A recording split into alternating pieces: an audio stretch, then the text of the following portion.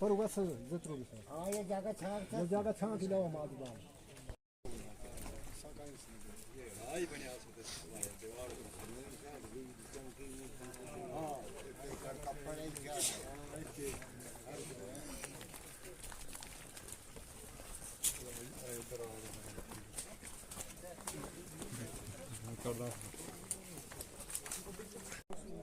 यार पता क्या इधर देखने को एक दो बंदे दो कुर्सियां ला दो मुझे सारे बातों को बताया अभी तेरे भाई आप चलो जाओ आप किसको मैं आ रहा हूँ मैं शाल लिया उसने जैसे यहाँ दरवाजे में आया करता था चलो इतना बात है बाकी जो लोकल लैंग्वेज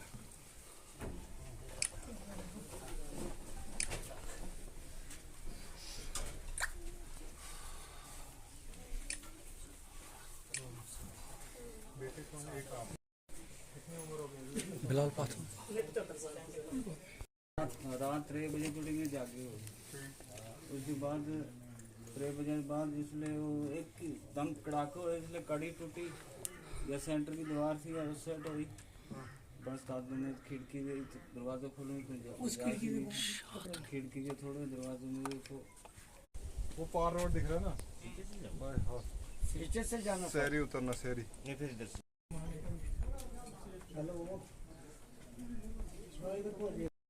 तो इसको ऐसे नहीं एक तो डिपार्टमेंट है तो पहले दूसरी बात कि अगर किसी बच्चे में कोई ऐसे ठीक करना उसको शिफ्ट तो नहीं करना है डिस्ट्रिक्ट हॉस्पिटल में या कहीं और ऐसे नहीं करना मतलब ऐसे जैसे आप ऐसे कर रहे हो तो बेसिकली वो फिर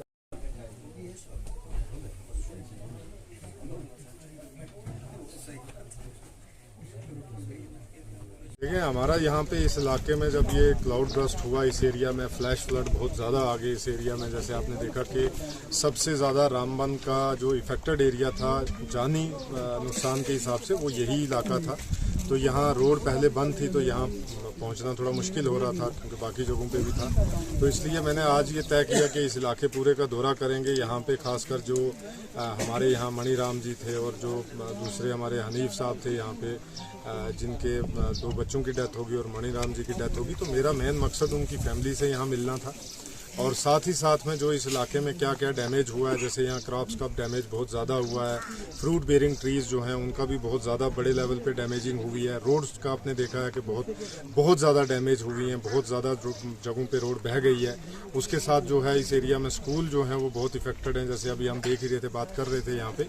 तो इन एरियाज़ में टेम्परेरी रिस्टोरेशन ऑफ सर्विसेज जो है वो चाहे मेडिकल की हो, चाहे एजुकेशन की हो, चाहे रोड की हो, चाहे राशन की हो, तो हम कोशिश करेंगे कि अभी मैं असेस भी करूँगा क्योंकि इससे आगे जो एक रोड है वो बह गई हुई है वहाँ पे, तो उसकी भी असेसमेंट करूँगा कि पहली प्रायोरिटी मेरी ये होगी कि गाड़ी जल्द से जल्द जो है वो यहाँ तक कब पहुँचे। तो कोशिश करूँगा अभी मैं असेस करके मेरी कोशिश तो रहेगी कि 1-2 दिन के अंदर या 3 दिन के अंदर जो है मैं उस एरिया को रोड को खोल के जो है वो इसमें सबसे पहले जो है वो ट्रांसपोर्टेशन रिस्टोर करेंगे। और उसके साथ साथ जो अभी यहाँ पे बताया कि जैसे बच्चे स्कूल जाते हैं लेकिन दरिया काफ़ी बड़ा है उससे बच्चे गुजर नहीं पाते, तो उसके लिए टेम्परेरी अरेंजमेंट क्या करना पड़ेगा वो मैं जो है आज जाके उसका एक देखेंगे क्या प्लान करता ताकि कल के दिन में या परसों तक जो है उसका बच्चों के लिए वो रास्ता रिस्टोर करा के ताकि बच्चे भी जो जाएं। बाकी यहाँ पे जितना भी जो असेसमेंट हमारी है वो चल रही है, नायब तहसीलदार को मैंने यहीं स्टेशन किया है, पूरी टीम हमारी रहेंगी और मैंने आपके माध्यम के जरिए मैं बताऊं कि पूरी डिस्ट्रिक्ट में मैंने हर पंचायत के लिए जो है वो एक गेस्टेड अफसर जो है उसको अपॉइंट किया है कि वो वहाँ पे जाएगा। 3 दिन का दौरा जो है उसमें है जिसमें 1 दिन रात को रहना उसी पंचायत के अंदर इलाके में घूमना वो मैंडेटरी कर दिया हमने कि वो अफसर वहाँ पे रहेगा और पूरे इलाके में लोगों से मिलेगा, जो नुकसान हुआ है उसकी असेसमेंट करेगा, जायज़ा लेगा और जल्द से जल्द हम जो है वो इन चीज़ों को कैसे रिस्टोर कर सकें। और दूसरी बात जो है कि जो हमारी एडमिनिस्ट्रेशन है खासकर डिस्ट्रिक्ट एडमिनिस्ट्रेशन, तो इस समय जो ये एक दुख का माहौल है जिसमें इन्होंने हमारे बहुत 2 बच्चे थे जो हैं उनकी जान चली गई, मणिराम जी जो थे वो भी इस हादसे का शिकार हो गए।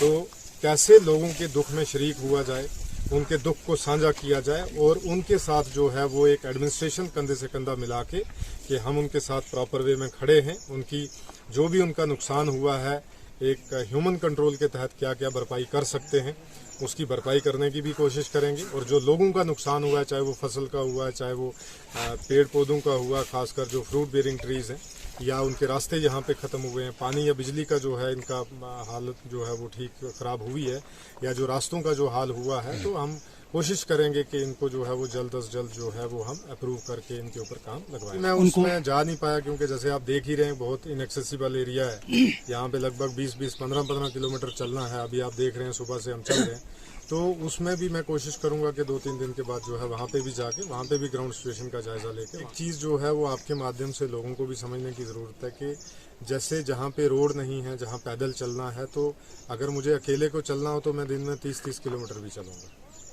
लेकिन मेरे साथ मेरी टीम है, पूरी टीम को लेके चलना। तो टीम को लेके चलना तो फिर मुझे टीम का ख्याल भी रखना है कि भाई वो चल भी रहे हैं, नहीं चल पा रहे हैं। ये बड़ी चीज़ें होती हैं। एडमिनिस्ट्रेशन जब मूव करती है तो वो सिर्फ आइसोलेशन में कभी मूव नहीं करती है। मिसाल के तौर पे मैं यहाँ अगर अकेला घूमने आ जाऊँ, यहाँ जायज़ा लेने आ जाऊँ, लेकिन मेरे साथ PHE का एक्सीएन भी होना चाहिए, PDD का एक्सीएन भी होना चाहिए, मेरे साथ ACR या तहसीलदार भी होना चाहिए, मेरे साथ जो है वो रूरल डेवलपमेंट के ऑफिसर भी होना चाहिए। तो पूरी टीम को पहुंचाना है तो वो टाइम लगता है। जब कारवां चलता है तो उसमें समय लगता है। बाकी आपके माध्यम से लोगों से अपील है कि हम जल्द अज जल्द जो है वो आप तक पहुंचेंगे। आप इस चीज़ से निश्चिंत रहिए, आप इस चीज़ की फिक्र ना करें कि हम आपके पास नहीं पहुंचेंगे, हम आपके पास ज़रूर पहुंचेंगे और ज़रूर आपके मुतालबे जो है वो हल करेंगे। सर, मेरा नाम पीरत सिंह है। मैं मनीराम जी का बेटा हूँ, बड़ा बेटा, जिनकी जान चला गई। तो ये संडे सुबह कोई कम से कम कोई 5:30 बजे का वाक़या है सर। तो उन्होंने अपने परिवार को बचाया और खुद जान दे दी। कितने लोग थे घर में आप? घर में पूरी फैमिली थी, 4 भाइयों की सर, मतलब जितने भी फैमिली थी पूरी फैमिली थी। तो उन्होंने मतलब उनको आगे पीछे करते करते तो तब तक उन्होंने अपनी जान दे दी। डी साहब यहाँ आए, क्या डी साहब ये आए, चलो दुख की घड़ी में उन्होंने भी हमारा साथ दिया कि आपके साथ हैं हम, जो कुछ भी होगा कर देंगे आपका। तो सारे डिपार्टमेंट आए। आपका कितना नुकसान है मकान का?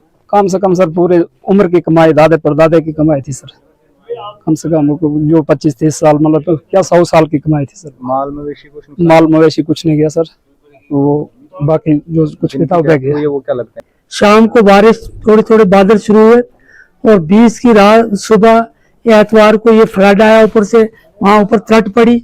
उस बादल फटने से पहले बेचारे मुन्नी राम का घर गया और वो मुन्नी राम जो है उसी घर के मलबे में डूब गया, और उनका बेटा जो तीर्थ सिंह वगैरह, उनके घर वगैरह बिल्कुल कुछ रहा नहीं, सब को टूट फूट के फना हो गया।